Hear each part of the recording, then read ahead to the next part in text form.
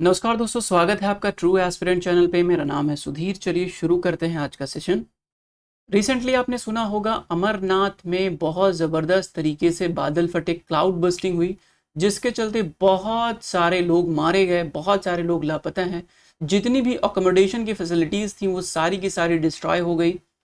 Amarnath shrine board ने कुछ दिनों के लिए यात्रा पर भी रोक लगा दिया है। तो नाउ इस वीडियो में डिटेल से समझने की कोशिश करेंगे क्लाउड बस्टिंग क्या होता है, क्यों होता है, माउंटेन्स एरिया में ही ज़्यादा क्यों होता है, केदारनाथ में 2013 में जब क्लाउड बस्टिंग हुआ था तो उस टाइम क्या सीन बना था। डिटेल से इस वीडियो में समझने की कोशिश करेंगे। तो चलिए शुरू करते हैं। अगर आपको हिस्ट्री एंड कल्चर की क्लासेस देखनी है तो अनअकैडमी पर अभिषेक श्रीवास्तव सर की क्लासेस देख सकते हैं। कूपन कोड है TT100 करके। नाउ लगातार न्यूज़पेपर्स में ये चीज़ चल रही है कि उत्तरा अमरनाथ में जो है ज़बरदस्त तरीके से क्लाउड बस्टिंग हुई है और इसके चलते बहुत सारे लोग मिसिंग हैं, बहुत सारे लोग जो है मारे भी गए हैं। एग्जैक्ट डेटा अभी आया नहीं है, लेकिन ये बात बहुत पक्की है कि बहुत सारे लोग जो है इसमें मारे गए हैं। नाउ अब ये इंपॉर्टेंट हो जाता है हमारे लिए कि क्लाउड बस्टिंग जो है ये क्यों होता है, ये चीज़ हम लोग डिटेल से समझ लें। Okay, what is cloud bursting, आपके लिए इसका क्या मायने हैं, आप क्या समझते हैं इससे। नाउ आप सिंपली जब आप बारिश देखते हैं, देखिए आपने अपने वाटर साइकिल तो आपने पढ़ा ही होगा। वाटर साइकिल से आप समझने की कोशिश कीजिए कि क्लाउड बस्टिंग और प्रेसिपिटेशन में क्या डिफरेंस है। सेम दोनों है, दोनों है, क्लाउड बस्टिंग और प्रेसिपिटेशन ये दोनों सेम ही है एक तरीके से।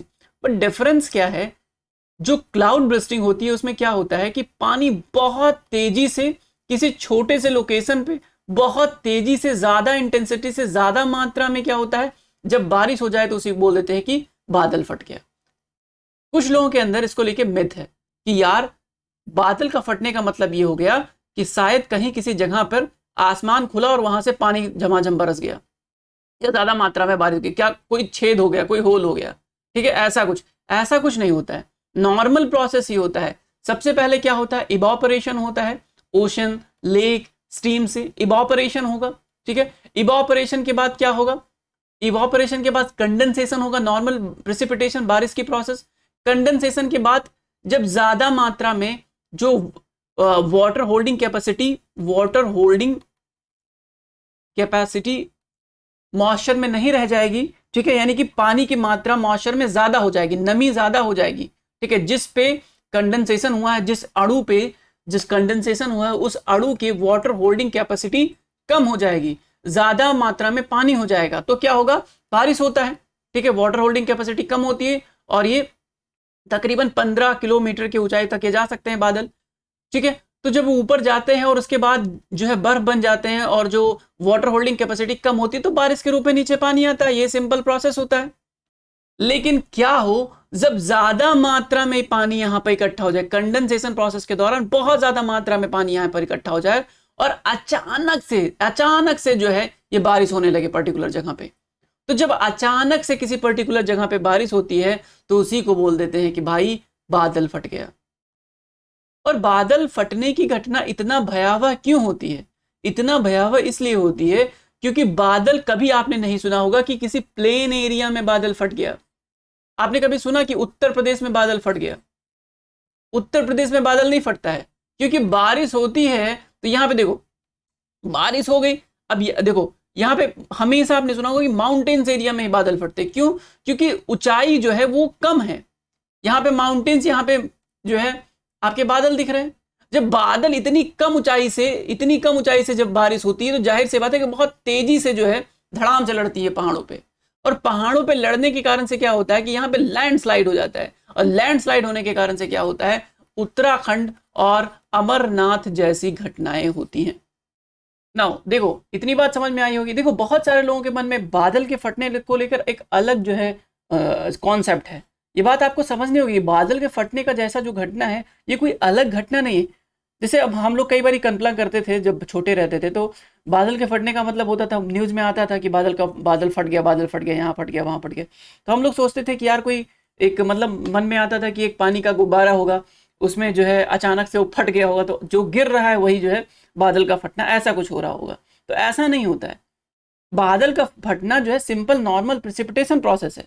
और आईएमडी जो इंडियन मेट्रोलॉजिकल डिपार्टमेंट है, उनके डेफिनेशन के हिसाब से बादल का फटना ये होता है कि यदि एक घंटे में अगर 100 मिलीमीटर से ज्यादा बारिश होती है तो इसको क्लाउड बर्स्टिंग की सिचुएशन दे देते हैं, बादल के फटने की घटना दे देते हैं। ठीक है, सामान्य तौर पर जमीन की सतह से 12 से 15 किलोमीटर की ऊंचाई पर होने वाली बारिश को ही बादल का फटना माना जाता है।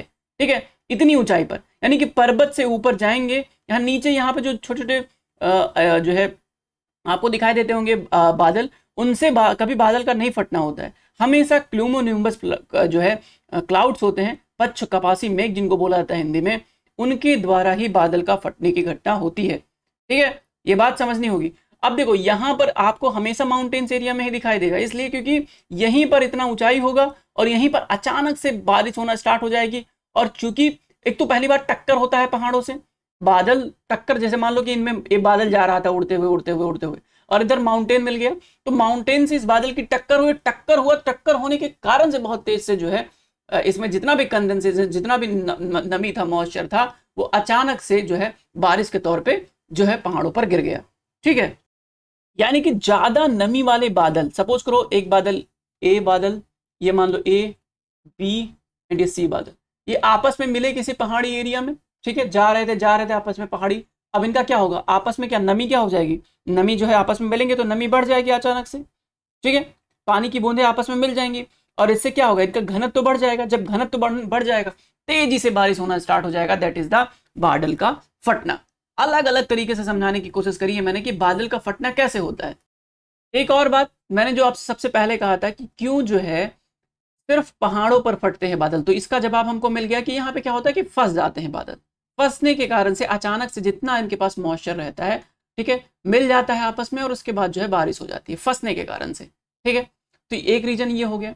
दूसरी बात, बादल का फटना यहाँ पर इसलिए होता है क्योंकि अच्छी खासी हाइट मिल जाती है। तीसरी बात, डिस्टेंस कम रहता है, इसके चलते भी बादल का फटना ज्यादातर पहाड़ों पर ही होता है। लेकिन इसका ऐसा नहीं कि ये एक यूनिवर्सल रूल है कि सिर्फ और सिर्फ पहाड़ों पर ही बादल फटेंगे। ठीक है, बहुत कम एरिया ऐसे हैं, मतलब नॉर्मल एक्सेप्शन पे जाते हैं। तो 26 जुलाई 2005 की बात थी जब मुंबई में बादल की फटने की घटना हुई थी। इसलिए देखो, अब मुंबई में होने का हर का एक साइंटिफिक रीजन है।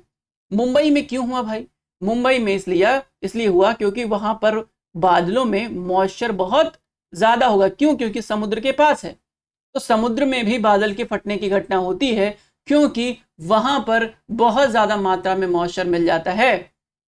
ठीक है, कंडेंसेशन प्रोसेस वहां बहुत तरीके से होता है, इसके चलते जो है बादल की फटने की घटना आप समुद्र में भी देखते होंगे। टॉर्नेडो वगैरह जब बनता है ना, तो बादल की फटने की घटना होती है। नाउ ये चीज आपसे समझ ली। अब डेफिनेशन वाइज आ जाइए यहाँ पर, what is a cloud burst. देखो यहाँ पर सिंपल सी बात है, सडन, अचानक से बहुत तेजी से रेनफॉल होने लगे कोई छोटे से एरिया में, नेचुरल तरीके से, ब्रीफ ड्यूरेशन में, मतलब कम टाइम में, छोटे से लोकेशन में तेजी से बारिश होने लगे, इसी को क्लाउड बर्स्ट कह दिया जाता है। ठीक है, गर्म हवाएं ऊपर उठती हैं, बहुत ज्यादा ऊपर तक जा नहीं सकती हैं। ठीक है, जब ज्यादा ऊपर नहीं जाएंगी तो जाहिर सी बात है कि बारिश के रूप में नीचे आ पाएंगे। नाउ एक चीज और देखिए, यहाँ पर रीजन क्या होता है, यहाँ पे वही सेम बात जो मैंने अब तक एक्सप्लेन करी, वही चीज यहाँ पे लिखी है। मॉइस्चर रिच जो है एयर ट्रेवल करती है माउंटेन रीजन में, वर्टिकल। और देखो एक बात और बता दे, विंड्स भी, वहां पर एक और फैक्टर होता है, विंड्स भी क्लाउड बर्स्ट का कारण बनते हैं। हवाएं तेजी से चलती हैं, जैसे मान लो कि एक बादल जा रहा था और इधर से हवाएं तेज चल रही थी, इसने क्या किया, बहुत तेजी से, इधर एक माउंटेन है सपोज करो, बहुत तेजी से हवाएं चल रही थी, आराम से मस्त मौले चाल में जो है बादल जा रहा था, लेकिन अचानक से बहुत तेजी से विंड आती है, हवा आती है और इसको ढकेल के जाके माउंटेन में लड़ा देती है। इसके चलते भी बहुत तेजी से बारिश हो जाती है। ठीक है, उसके अलावा एक क्या होता है, एक रीजन ऐसे, एक हवा तो ऐसे से चल रही है, ठीक है, ऐसे इधर साइड में एक हवा ऊपर से नीचे चलती है, ऐसे वाली हवा चलती है, वर्टिकल एंड हॉरिजॉन्टल हवाएं दोनों साइड में चलती हैं। तो जो इस प्रकार हवाएं चलती हैं जिनको बोलते हैं ओरोग्राफिक, ठीक है, लिफ्ट। इसमें क्या होता है कि बादल को ये हवा, जैसे यहाँ पे हवा चल रही थी नीचे से ऊपर, अभी एक बादल जा रहा था मस्त मौले चाल में, अब इसने क्या किया कि अपना ताकत लगा के इस हवा को, इस बादल को क्या किया, यहां पहुंचा दिया। ठीक है, अब जब ज्यादा ऊंचाई पे जाएगा, जाहिर सी बात है कि ये ऊपर ठंडा हो जाएगा, ठंडा होकर इसकी डेंसिटी बढ़ जाएगी, तो जितना मॉइस्चर होगा वो अचानक से बारिश करवा देगा, क्योंकि होल्ड तो कर नहीं पाएगा अपने पानी को जब होल्ड नहीं कर पाएगा तो अचानक से बारिश करवा देगा। तो ओरोग्राफिक अपलिफ्टमेंट के कारण से भी आपको क्लाउड बर्स्ट की सिचुएशन आपने देखी होगी। समझ गए? तो what is the reason behind cloud bursting, आपने ये बात समझ ली। नाउ केदारनाथ में भी सेम कहानी हुई थी। एक चोराबारी लेक था, याद रखिए इंपॉर्टेंट है नाम है चोराबारी लेक। ये लेक केदारनाथ में है, बैंक ऑफ चोराबारी केदारनाथ। अब वहां पर क्या हुआ, इसी प्रकार सा ओरोग्राफिक अपलिफ्टमेंट हुआ। अपलिफ्टमेंट के चलते क्या हुआ, अचानक से क्लाउड बर्स्ट हुआ और बहुत सारे लोग मारे गए। बहुत बुरी तरीके से जो है केदारनाथ में फ्लड आ गया था। बहुत सारा इंफ्रास्ट्रक्चर, बहुत सारा agriculture land, human animal lifes बहुत जबरदस्त तरीके से प्रभावित हुआ था, बहुत सारे लोग मारे गए थे।